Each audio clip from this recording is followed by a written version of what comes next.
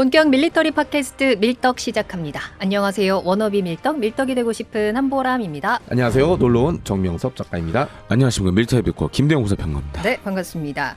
제가 항상 밀떡이 되고 싶은이라고 소개를 하는데 지난번에 막 전투기 모양, 뭐 탱크 모양, 뭐 이제 두 분은 뭐가 좀 예쁘다 이거 아셨잖아요. 네.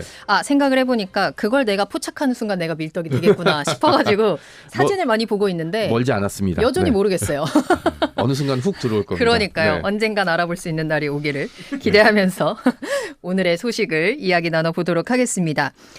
러시아랑 우크라이나 전쟁이 계속되고 있죠. 끝날 기미가 아직 보이지 않고 있는 가운데 그 인접국인 루마니아 역시 긴장을 늦출 수는 없는 상황입니다. 이런 상황에서 루마니아가 신형전차 도입 사업을 본격화하고 있어요. 게다가 최근에 루마니아 정부 인사가 2025 아덱스 행사 기간에 우리나라 방산공장을 방문한다라는 소식이 들렸거든요.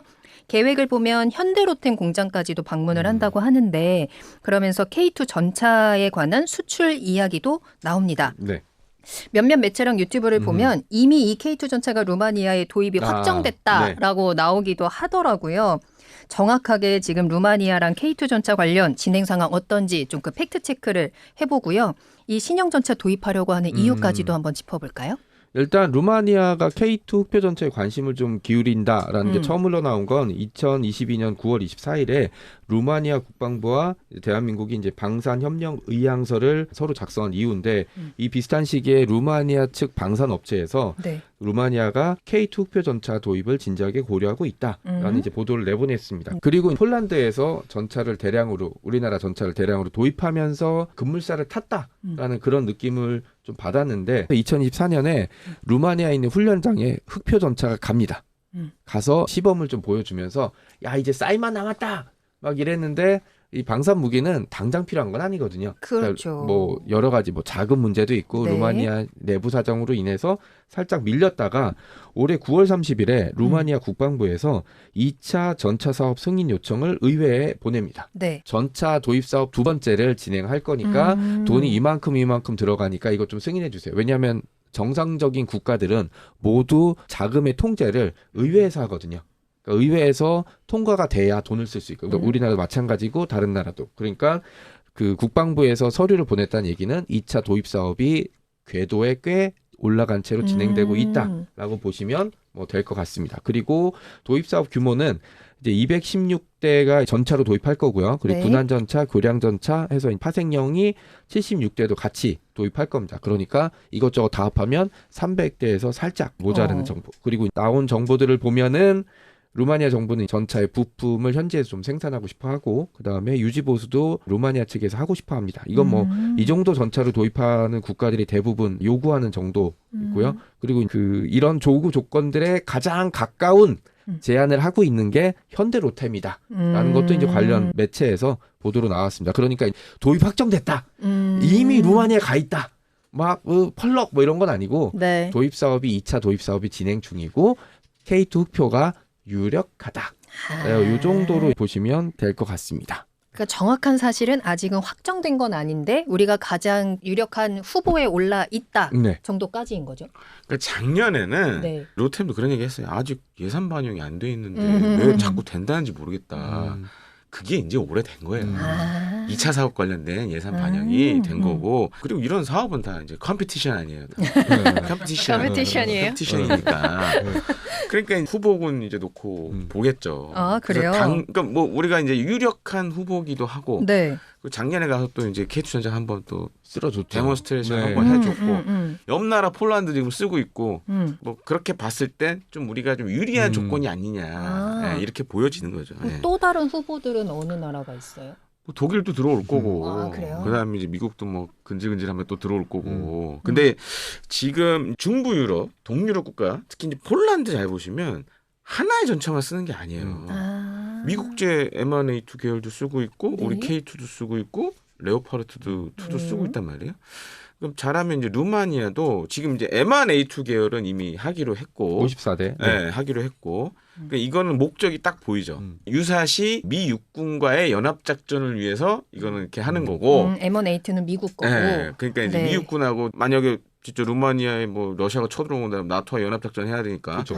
그런 목적이 좀 강해요. 약간 폴란드도 정치적인, 그렇고. 외교적인. 네. 그래서 또 하나는 그럼 우리가 좀 이렇게 할 수 있는 전차가 필요하다. 그렇게 이제 좁혀가 보면 네. 후보가 몇 개 안 남죠 이제. 네. 그럼 이제 K2 후보가 유리해지는 거죠. 네. 그러면 지금 루마니아가 가지고 있는 전차, 네. 주력 전차는 앞서 말씀해주신 미국 거가 있는 건가요? 그 M1A2 이제 셉이라고 부르죠. SEP인데 보통 사람들은 셉? 네, 셉 V3 이제 54대 2개 대대 분량이 도입 중이고요. 그리고 현재 루마니아의 주력 전차는 TR-85 280대 그리고 해당 전차인 원형 이게 개조된 전차거든요. T-55가 120대 정도 있습니다. 그러니까 전차는 400대라 적은 건 아닌데 네. 2세대 전차에 이것저것 붙여서 조금 그럴싸하게 만든 전차가 전부인 거죠. 전력이 많이 낮은 네, 지금까지는 전차예요? 루마니아가 먹고 살기 힘드니까 네. 뒤로 밀렸는데 제가 그 해외 군 관계자나 정책 관계자한테 말씀드릴게요. 미루면 따블이에요. 네, 차근차근 진행했으면 돈을 좀 적게 쓸 수 있었는데 계속 미루다 이제 급해서 한 방에 질러버리는 이걸 패닉바이라고 부르거든요. 약간 치과 가는 거랑 비슷하다. 그렇죠. 뭐 치과 병원 가면 맞아요. 미루고 네. 미루다가 진짜 네. 큰 돈 드는데 가서 빡 뽑고 막 눈물도 나고 이 맞아. 눈물에 이제 돈도 같이 흘러내리고 맞아. 네, 그런 버전인데 루마니아는 그 네. 정도까지는 아니었는데 어쨌든 TR-85랑 T-55 가지고는 이제 못 비벼요. 비빌 수가 없어요. 예전에는 그 나토의 그림자 안에 있었다면 이제 나토도 야 우리가 계속 도와줄 수 없으니까 니네도 이제 우리랑 합동작전할 수 있게 발 맞춰 네. 라는 이런 압박도 좀 있었고 그리고 어떻게 좀 개겨볼 수 있었는데 네. 러시아 우크라이나 전쟁 터지는 거 보니까 이 중부 유럽 국가들한테 러시아는 약간 트라우마 같은 거예요. 위성 국가로 만들면서 그 소련이 무너지자마자 다 튕겨 나갔잖아요. 네. 이런 거 보면은 그 시절이 행복하지 않았다는 건데 지금 소련을 계승한 러시아가 그 시절로 다시 돌아가고 싶어해서 호시탐탐 탐을 내면 중부 유럽 국가들한테는 진짜 이게 먹구름이 옛날엔 저 끝에 있었다면 지금은 갑자기 머리 위까지 와. 올라온 그런 거거든요. 빨리 우산 펴야죠. 이게 그리고 먹구름이 그냥 소나기가 아니고 네. 너무 큰 장마 태풍 같이 올 것 같으니까. 그렇죠. 거기다가 이제 루마니아 같은 경우는 이미 K 방산의 맛을 본 국가예요. 그렇죠. K9 54대, 음. K10 탄약 공급 차량 36대. 음. 이러니까 또 K 전차 또 들어가 봐야지. 제가 늘 얘기하지만 K 방산은 한 번도 맛보지 못한 국가는 있어도 한 번만 맛본 국가는 없습니다. 네. 그럼 확실히 이번 루마니아 전차 현대화 사업이 우리에게도 큰 기회가 될 것 같은데 앞서서도 우리의 K2가 가장 유력하다라고 네. 말씀해 주셨잖아요. 이 유리한 이점, 장점을 조금 더 구체적으로 살펴보면 어때요? 일단 루마니아가 원하는 현지 생산, 유지 보수 이런 걸 최대한 잘 맞춰줄 수 있는 국가는 이제 우리 정도밖에 없고요. 독일은 불가능하죠. 자기네 전차도 지금 보수 못하고 있는데 그리고 현지 생산이라든지 이런 거에 대해서 이제 적극적으로 협력하고 있는 게 예를 들어서 루마니아만 그냥 한 200대 산다. 그러면 거기에 뭔가 공장을 세우거나 이런 게 되게 애매하거든요. 네. 근데 이미 폴란드에 잔뜩 사놨어요. 그러니까 폴란드에 공장을 세우고 루마니아에 부품 같은 거 보내면 되고. 하는 김에 하나 옆에 차려서 같이 이제 부품 공유해서 하는 거 아무 문제가 없고요. 네. 이런 게 장점이 또 뭐냐면 예전에 22년도에 우리가 폴란드가 우리 무기를 잔뜩 샀을 때 제일 뿔난 게 독일이랑 프랑스였거든요. 그 나라가 했던 얘기가 아니 야, 전쟁 나면 지구 반대편에서 언제 받을 거야. 옆 나라에서 받아야지. 이거 이 그쵸. 바보들아 이렇게 얘기했는데 공장이 생겨버리면 그렇지. 그런 비아냥을 비웃음으로 바꿔버릴 수 있는 그런 문제. 그리고 이제 K2 전차가 3.5세대 전차 중에서는 해외 유튜버들이나 군사 전문가가 현존하는 전차 탑10 이 중에 5번째 안에 안 들어가면 사람들이 야 공정하지 않아 이렇게 얘기하고 보통은 세 손가락 안에 들어가거든요. 그러니까 레오파드랑 M1A2랑 어깨를 나란히 한 전차기 때문에 다른 걸 그냥 제외해도 선정 목록에 유력한 전차로 올라가는 건 너무 당연하고요. 그리고 이제 루마니아 지형 우리는 산악 지형이잖아요. 산악 지형에서 잘 달리면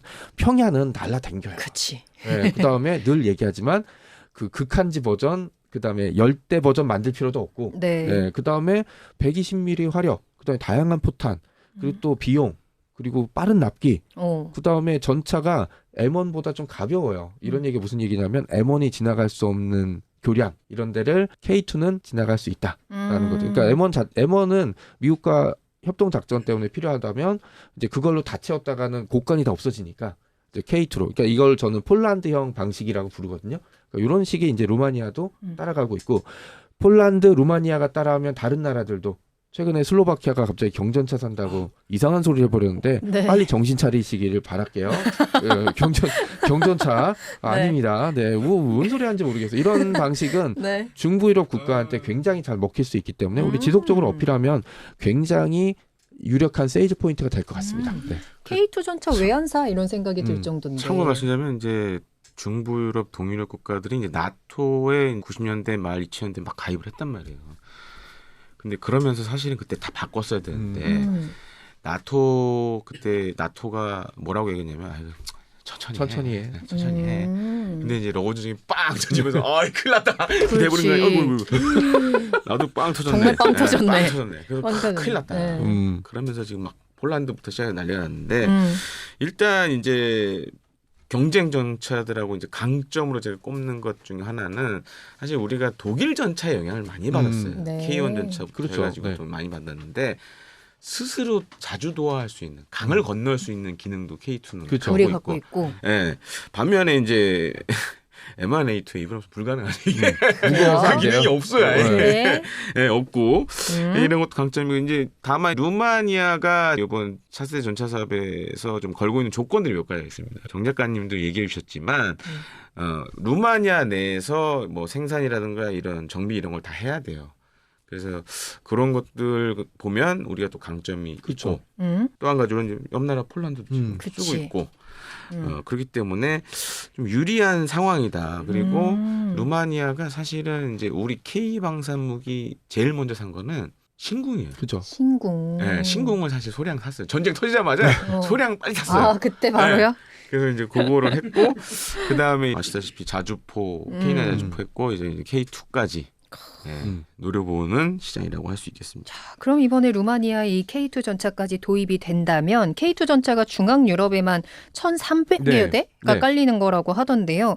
K 방산에 미치는 영향도 꽤 크겠어요. 가장 큰 건 저는 낙수 효과라고 보는 게 예전에 4년 전에 프랑스 6일 갔다 오고 프랑스 전무가 자처하지 않습니까?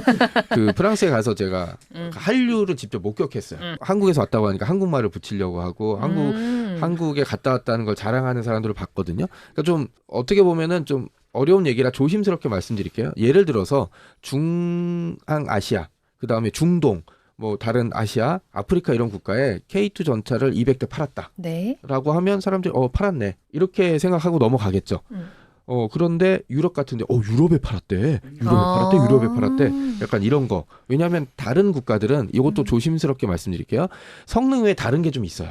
뒷돈을 좀 찔러줘야 된다든지 누구랑 친해야 된다든지 이런 것들이 있어서 무기가 선정이 돼도 에이 누구랑 친했네 뒷돈 좀 찔러줬네 이렇게 돼서 무기 자체의 성능이 좋지 않을 거라는 이제 폄하가 가능한데 유럽은 그럴 가능성이 좀 적죠. 네, 물론 유럽도 뭐 그런 게 좀 없진 않겠지만 그래도 공정하게 선택했네라는 지점들. 그리고 얼마 전에 노르웨이에서 K9 자주포 운영 보고서를 낸 적이 있어요. 네. 거기 보면 모든 게 완벽하다. 딱 하나 운영비가 좀 많이 들었는데 그거는 우리가 M109를 기준으로 했기 때문에 잘못 계산한 거고 K9 자주포를 산 거는 진짜 우리나라 국방에 되게 큰 도움이 됐다라는 식의 보고서를 냈는데 이게 앞다퉈서 공개가 되면서 사람들이 이제 언론도 타고 다른 나라도 빠르게 이걸 흡수했거든요. 그런 식의 예를 들어서 죄송합니다만 인도네시아가 이런 보고서 만들었어. 누가 관심이나 있겠습니까? 네, 관심도 없어요. 네, 번역 기능도 없을걸? 네, 그런데 노르웨이에서 이렇게 하니까 우리도 한번 보도했고 다른 국가들도 그랬잖아요. 그러니까 이런 지점들. 그러니까 유럽을 집중적으로 공략해야 되는 지점이 좀 이런 게 있고요. 그리고 그다음에 유럽이 지금 되게 위험한 전장이 돼버렸어요. 어떻게 보면 세계에서 가장 안전한 지역 중에 하나였다. 전쟁에 관해서는. 지금은 우크라이나랑 러시아랑 전쟁이 끝나면 전쟁이 끝난 게 아니에요. 다음 전쟁이 시작될 때 타임이 잠깐 걸린 거예요. 그러니까 전반전 끝나고 경기가 끝난 게 아니라 전반전 끝나고 타임! 이러면 후반전에 뛸 생각하잖아요, 다들. 딱 그런 거기 때문에 유럽이 지금 계속 무기를 도입할 거잖아요. 네. 근데 여기 루마니아가 탁 샀다. 그럼 이제 중부 유럽 국가들이 살 때 우리도 같이 왜냐면 공구하면 싸거든요. 네, 그런 것들까지 감안하면 그 루마니아의 K2 전차가 수출되는 건 좀 우리한테는 굉장히 유리한 지점들이 많죠. 네. 폴란드랑 루마니아가 거의 무슨 우리 한국 방산의 가이드처럼 네, 여러분 여기 와서 한번 써보세요. 네. 한국 거 너무 좋습니다. 라면서 네. 지금 앞장서서 우리가 유럽 진출을 할 수 있도록 문을 열어주고 있는 것 같아서 참 뿌듯하고 고맙습니다. 이게 자, 최전선에 1,300대 정도 그렇죠. 캐릭터 전체가 네. 몰려 있잖아요. 네네. 러시아한테 어느 정도 위협이 될까요? 오. 아, 살 떨리죠 이거. 그러니까. 진짜요? 그리고 지금 폴란드 잘 보세요. K2 폴란드가 지금 다 하면 한 1,000대 되잖아요. 그렇죠. 네. 우리나라보다 많아.